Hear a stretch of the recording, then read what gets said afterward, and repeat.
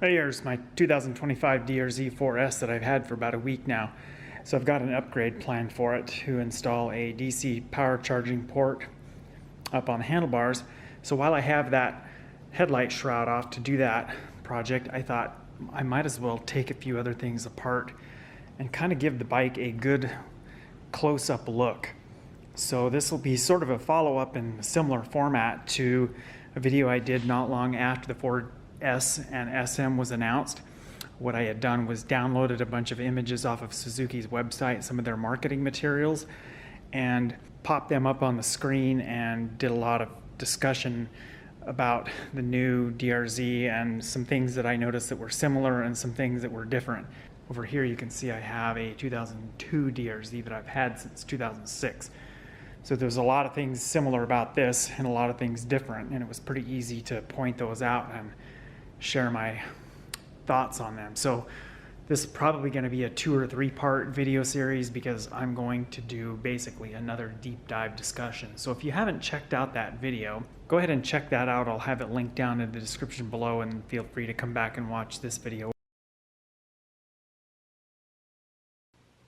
I'm doing a bunch of electrical stuff behind the headlight on my DR-Z4S. So I thought this might be a good time to go ahead and just sort of do a walkthrough and point out a bunch of things behind the headlight. So we've got our turn signal here.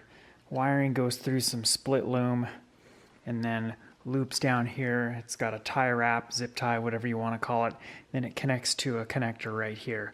This is a fairly similar looking connector to what a lot of bikes use for turn signals. This little wire up here loops around, goes down, it follows your brake line. That's the ABS sensor. And then it connects right here. I believe, I'm almost positive that that is also what the bike uses to pick up speed. This connector here, I'm not sure what that's. Then we will swing over to the other side. Our auxiliary power connector is right there.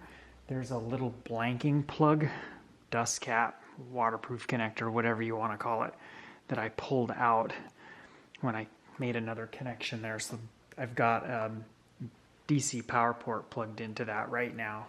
It's a Suzuki accessory. So the throttle housing, throttle grip assembly, it is cable driven.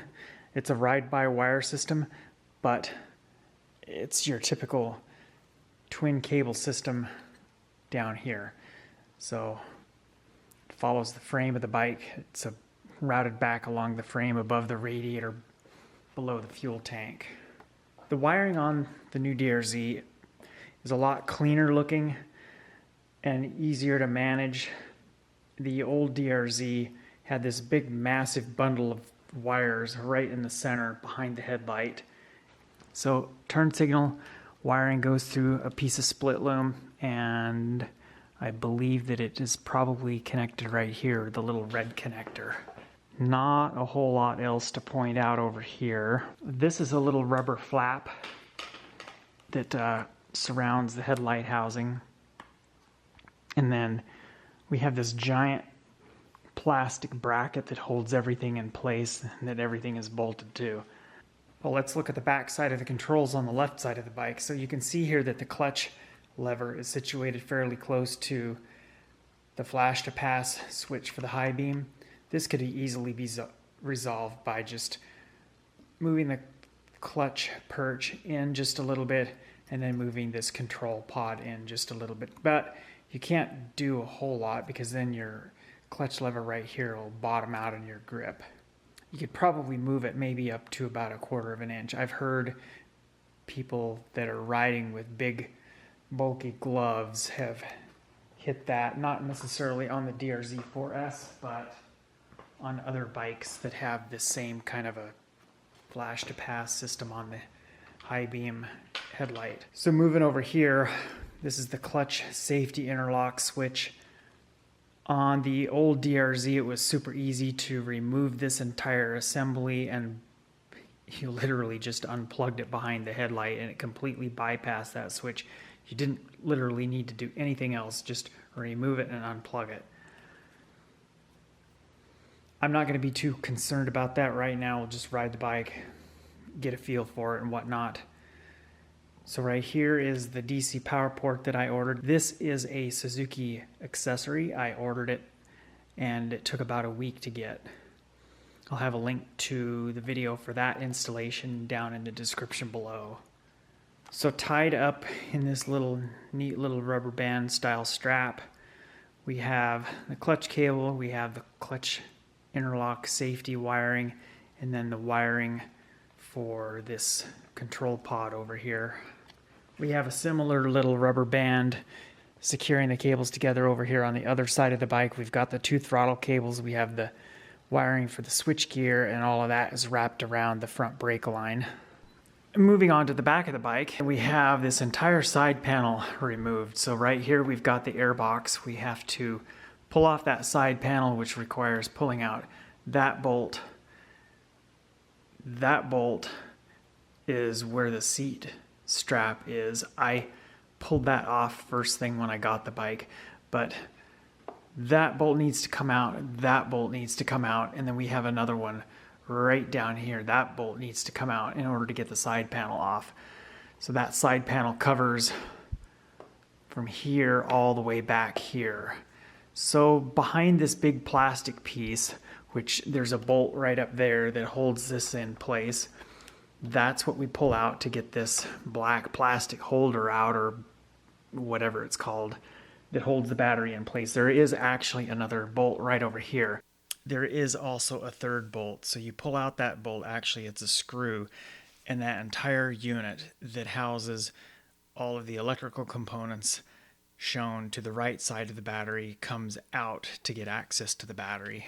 So this wire here, this is an extra wire. This is for a battery trickle charge battery tender lead, which comes out the back right there. That is something that my dealer added. So our main wiring harness comes down here and across and up here, and then we've got a bunch of electrical connectors and whatnot. We have a fuse right there. That is our fuse box. So we have 10 amp signal, 10 amp ignition, 10 amp fuel, 15 amp ABS fuse, and then another 10 amp ABS, and then a 30 amp main, and then we have 3 spare fuses across the front. And then this is the fuse for the cooling fan in this little white holder. That right there is our starter solenoid. So I see this little rubber, kind of a rubber band looking thing right there. I guess that is probably just an extra space where you can tuck extra wiring back there, which is kind of a nice feature, because on the old school DR-Z, if you added any electrical accessories and had wiring routing across the top of the battery, it actually was pretty difficult to get the side panel and the wiring smashed down enough. I mean, I guess how I should word that, it was as hard to get the wiring smashed down far enough to get the side panel to fit correctly. And now we're looking at the area basically right directly at the air box. So right here we have a polyurethane chain roller. It's in a fairly similar location to where it was on the current DR-Z. Then right here we have a junction block for the ABS system. We have a couple of hard lines that connect to that, and then we have a rubber line that goes over to the other side of the bike for our rear brake. It kind of routes itself right around the front of the rear shock. What else do we see over here? This is the intake boot that goes between the fuel injection system and the air box. Down here we have our side stand safety switch. It looks fairly similar to what it did on the old model DR-Z. Now, disconnecting that or disabling it, I have no idea if that is even going to be feasible, because everything probably ties into the main computer, and if the main computer doesn't pick up a signal from something, the bike won't start. So I'm not even going to attempt to do any of that with this or the clutch safety switch, because I just don't know what kind of impact it's going to have on the bike with everything being computer controlled on this beast. On my old school DR-Z that I've had since 2006, I didn't disconnect the side stand safety switch. I did disconnect the clutch safety switch.